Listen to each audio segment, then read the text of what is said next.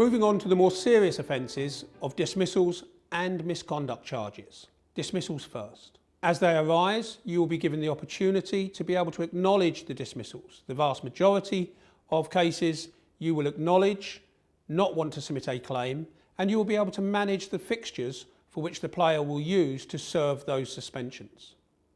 As time moves forward and we link to full time, the system will assist you and update those suspensions automatically as fixtures change. So occasionally you will want to lodge a claim either for mistaken identity or a wrongful dismissal where you believe that the referee has made an obvious error. You can do that online. And in addition, you can upload any evidence that you wish to be used in your claim for a wrongful dismissal. Here we're going to acknowledge a dismissal. The record can be accepted in the same way as the caution records. And once into that particular case, you'll be able to see details of the player and indeed the sending off. I can, at this stage, add any matches that the player will use to serve the suspension. In addition, if I wish and I am in time within the regulations, I can lodge a claim either for mistaken identity or a wrongful dismissal claim. In this particular instance, I simply want to acknowledge the dismissal. In the same way as cautions, I have to accept that the fine and admin fee will be charged against our next invoice simply by selecting OK. Throughout the system, whether it's for cautions, sendings off or misconduct, I can access the letters that you would have received in the past in the post by selecting the View Print Letter icon.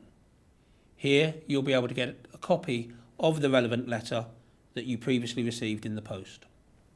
Turning to the more serious matter of misconduct charges, when they arise, as with the dismissals, you will have the ability to deal with all of the administration online. You can submit your response to the charges, whether you accept or deny the charge, whether you wish to be dealt with by correspondence only or by the attendance of a personal hearing. All of that can be submitted online. You will also be able to upload any evidence that you wish to be submitted to the panel when considering the misconduct charges. Again, all of this saves time, effort and money.